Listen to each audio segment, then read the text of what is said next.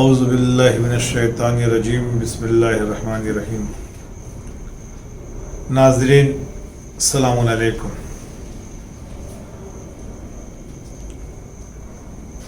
انتیس شوال روز ولادت محسن اسلام والد ابو تراب ناصر محمد مصطفیٰ حضرت ابو طالب، آپ سب کو بہت بہت مبارک ہو۔ آپ کا نام عبد المناف اور عمران تھا، آپ کی کنیت ابو طالب تھی، آپ کے والد بزرگ عبد المطلب، والدہ فاطمہ بنت عمرو۔ آپ کی ولادت 35 سال قبل ولادت رسول اکرم، وفات 10 بعثت، عمر شریف 85 سال، زوجہ فاطمہ بنت اسد۔ تاریخ نے اولاد 4 فرزند اور 3 دختر لکھے ہیں، طالب، عقیل، جعفر اور علی، یہ 4 فرزند اور 3 بیٹیاں ام ہانی، جمانہ اور ربطہ تاریخ نے تحریر کیے ہیں۔ آپ کی ذمہ داری میں مکے کی ریاست، کلید برداری کعبہ، سقائے حجاج زمزم، کفالت پیمبر اور حفاظت پیمبر تھی۔ جب حضرت عبد المطلب کا وقت آخر قریب آیا تو آپ نے جناب ابو طالب کو بلایا اور محمد کو ان کے حوالے کیا اور کہا تم ان کی کفالت اور حفاظت کرنا، اور تم مجھ سے وعدہ کرو کہ اس میں کبھی کوتاہی نہ کرو گے۔ جناب ابو طالب نے اپنے والد بزرگ سے یہ وعدہ کیا کہ آپ کو محمد کے لیے سفارش کی ضرورت نہیں ہے، محمد صرف میرا بھتیجا ہی نہیں، یہ میرا بیٹا بھی ہے۔ اور اسی وعدے کو جناب ابو طالب اور ان کی زوجہ فاطمہ بنت اسد نے تامرگ نبھایا، اور پیغمبر اسلام نے ارشاد فرمایا کہ مجھ پہ سب سے زیادہ احسانات ابو طالب کے بعد فاطمہ بنت اسد کے ہیں۔ آپ محمد کو اپنے اہل خانہ پر مقدم رکھتے تھے، دسترخوان پر اس وقت تک کھانا نوش نہ فرماتے تھے جب تک کہ محمد نہ آ جائیں،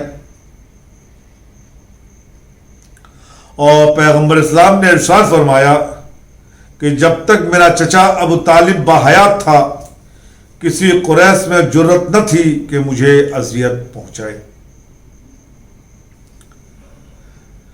ناظرین، آج زمانہ ایمان ابو طالب پر بحث کرتا ہے۔ ایمان ابو طالب پہ بحث کی ضرورت نہیں ہے، مقام ابو طالب پر بحث ہونی چاہیے کہ یہ ابراہیم کی نسل سے ابو طالب کس معراج بلندی پر تھا کہ جس نے اپنے آغوش میں 2 بچوں کی پرورش کی،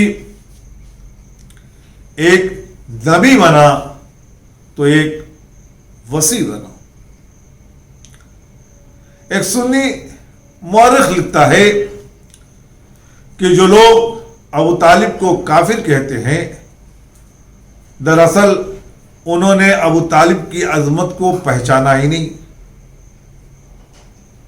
یہ اس وقت مومن تھے جب آدم کی اولاد में मोहम्मद मुस्तफ़ा इस दुनिया में आए। मुसलमानों, तुमने मोहम्मद को 40 साल के बाद नबी माना है। वो अहले सुन्नत आलिम कहते हैं कि अबू तालिब ने मोहम्मद को नबी उस वक्त माना था जब उनकी विलादत हुई थी। इसलिए कि रिवायत में है कि जब विलादत हुई और जनाब अब्दुल मुत्तलिब और अबू तालिब तशरीफ लाए तो जनाब अबू तालिब ने अपने भतीजे को गोद में लेके पेशानी को बोसा दिया और बोसा देने के बाद एक जुमला कहा था, अंता नबी अल्लाह, तू नबी है और तू सिर्फ नबी नहीं बल्कि खुदा के नबियों का सरदार है। तो सुन्नी आलिम दीन कहते हैं कि ईमान अबू तालिब पे बहस करने वालों, पहले अजमत अबू तालिब का अंदाजा तो करो। कभी नबूवत के लफ्ज से लोग आशना न थे, अभी नबूवत का ऐलान 40 साल के बाद होना था, लेकिन अबू तालिब ने पेशानी मोहम्मद पर नूर की तजल्ली उस वक्त देखी जब पहली मर्तबा अपने आगोश में लिया। जनाब इमाम सादिक फरमाते हैं कि अगर ईमान अबू तालिब को तराजू के एक पल्ले पे रखा जाए और दूसरे पल्ले पर तमाम लोगों के ईमान को रख दिया जाए तो अबू तालिब का पल्ला भारी रहेगा। दूसरी रिवायत में कि जब किसी ने मौलाए कायनात को ताना दिया कि आपके वालिद जहन्नम की आग में हैं,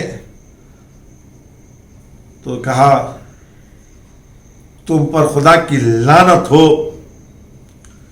याद रखना, अगर मेरा बाबा दुनिया के तमाम गुनाहगारों के बख्शिश के लिए दुआ कर दे, सिफारिश कर दे, शफात कर दे, तो दुनिया का हर गुनाहगार को खुदा माफ करके जन्नत में दाखिल कर देगा। और यह फरमाया, जिसका बेटा जहन्नम और जन्नत का तकसीम करने वाला हो, उसका बाबा जहन्नम में मुमकिन नहीं।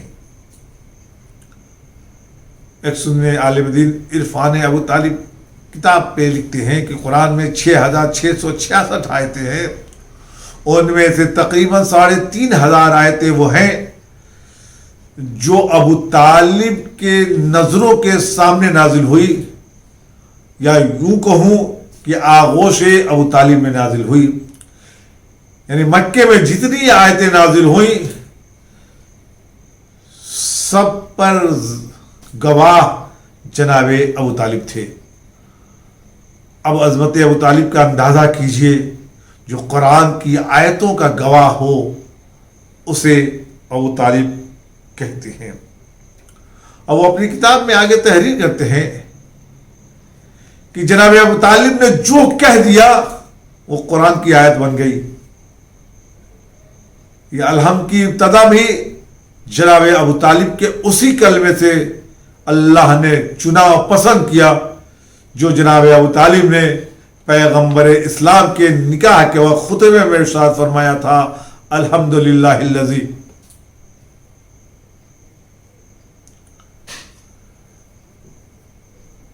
आगा कादरी अपने दर्स में फरमाते हैं कि ईमान अबू तालिब पर बहस करने वालों, जरा वाकयात पर नजर तो दौड़ाओ कि एक मर्तबा मक्के में कहत पड़ा, 2 साल से बारिश न हुई। रावी कहता है कि मैं मक्के में दाखिल हुआ तो मैंने हरम में लोगों को एकजा पाया। लोगों ने दरियाफ्त किया क्या बात है, तो लोगों ने कहा 2 साल से बारिश नहीं हुई है, आज हम सब जमा हुए हैं कि अल्लाह से दुआ करें कि अल्लाह बारिश नाजिल करे। चुनांचे वो रावी कहता है कि मैंने देखा कि कुरैश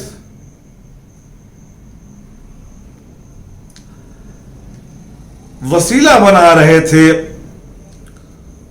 भूतों को, मनात तो हबल को, लेकिन जब भूतों को वसीला बना चुके और बारिश न हुई तो सबने एकजा होकर یہ فیصلہ کیا چلے ابو طالب کے پاس اور ان سے کہیں کہ ہم نے اپنے بتوں کی سفارش تو کی، شفاعت تو کی، لیکن اللہ نے ہمارے بتوں کی سفارش کو قبول نہ کیا، آپ کا جو خدا ہے اس سے التجا کریں، سفارش کریں کہ خدا بارش نازل کرے۔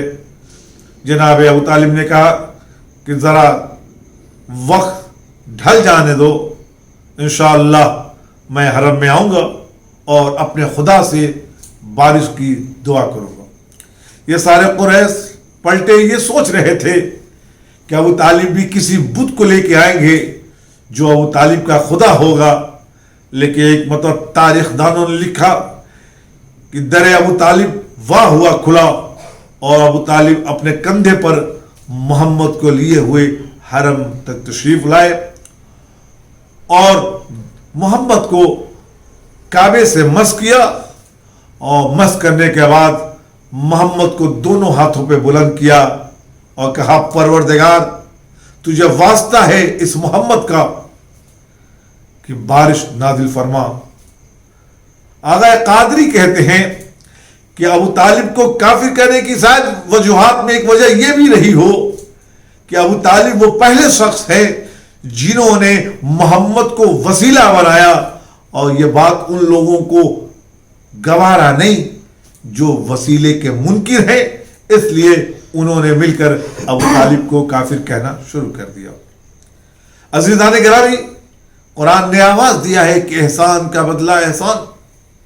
آج ابو طالب نے محمد کو بلند کیا تھا، اللہ نے بھی محمد سے کہا محمد اپنے چچا کے اس احسان کو یاد رکھنا، اور چنانچہ غدیر میں محمد مصطفیٰ نے اسی احسان کا بدلہ ابو طالب کے فرزند علی کو بلند کر کے من کنت مولا ہو فہذا علی المولا کہہ کر ادا کیا۔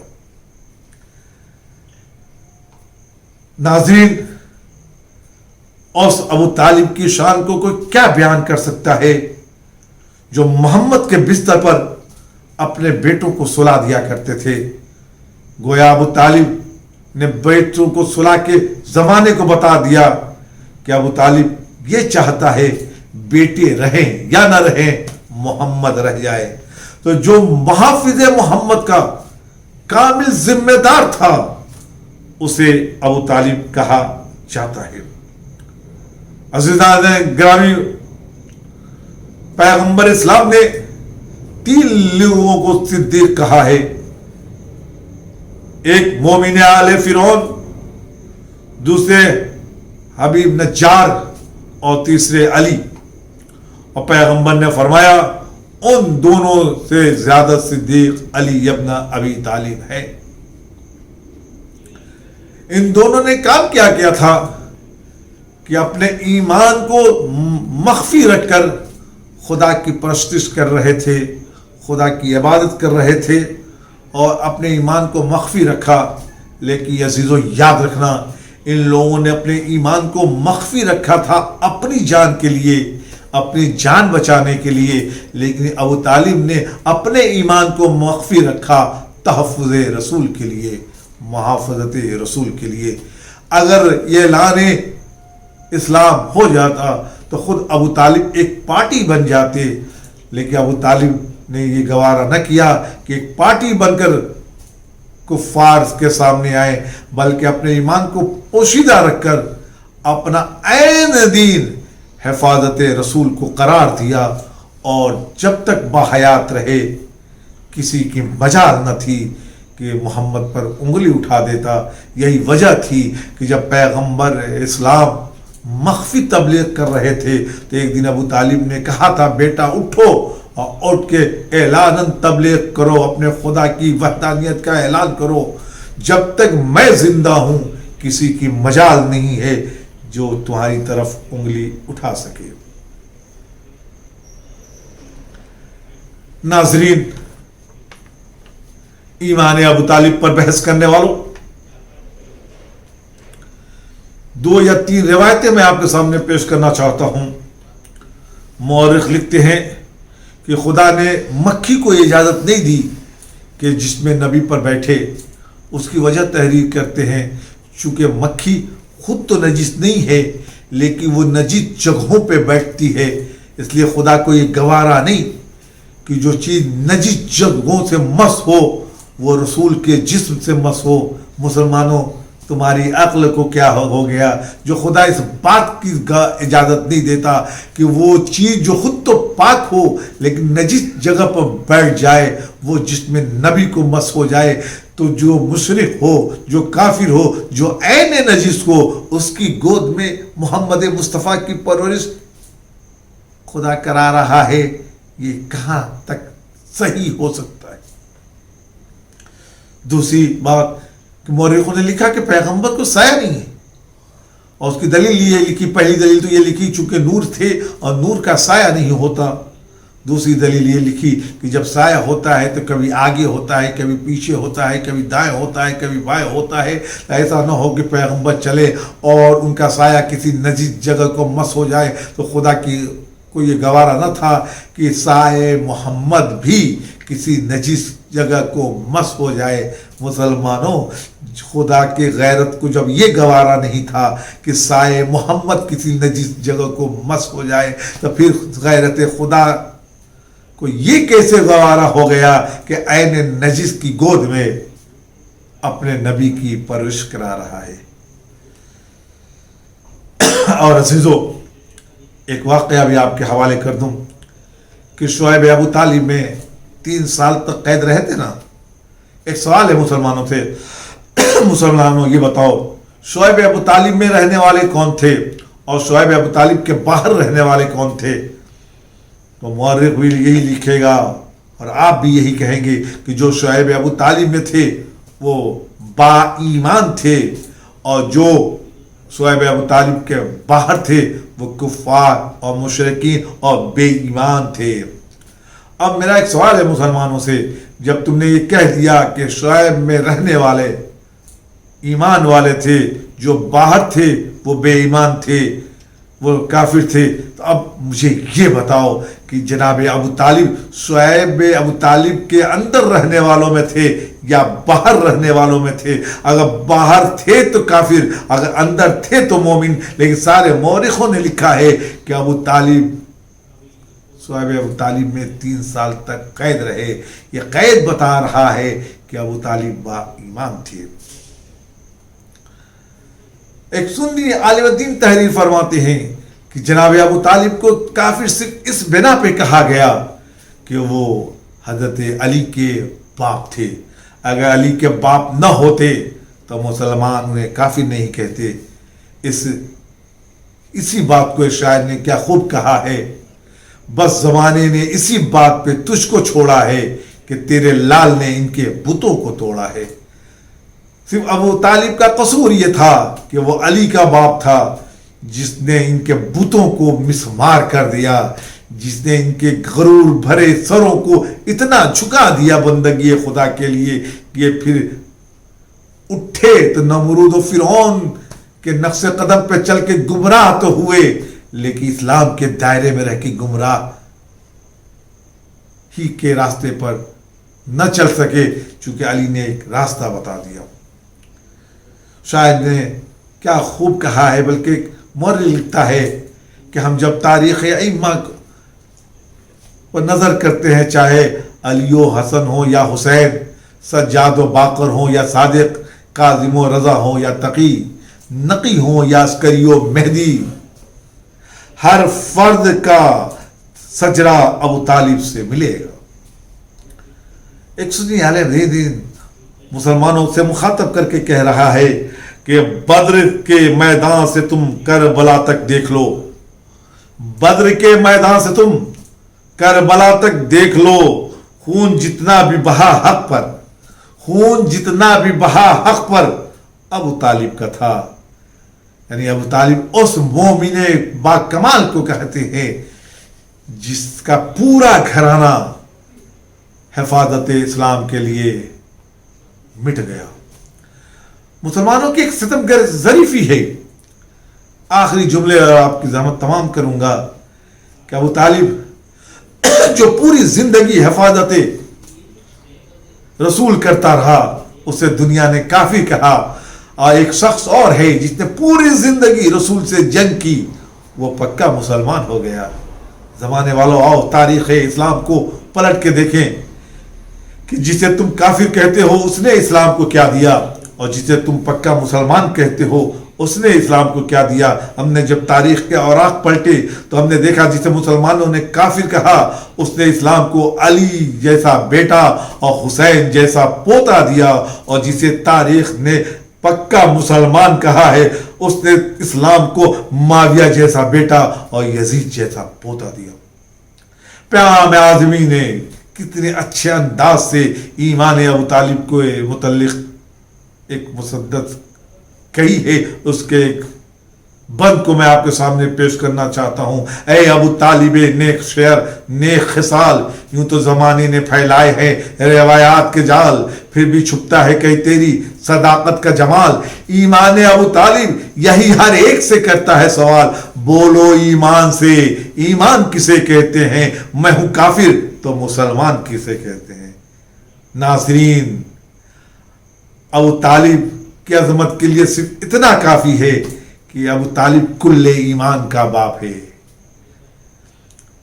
جس پر ایمان ناز کرے اسے علی کہتے ہیں, اور جس پر علی ناز کرے اسے ابو طالب کہتے ہیں.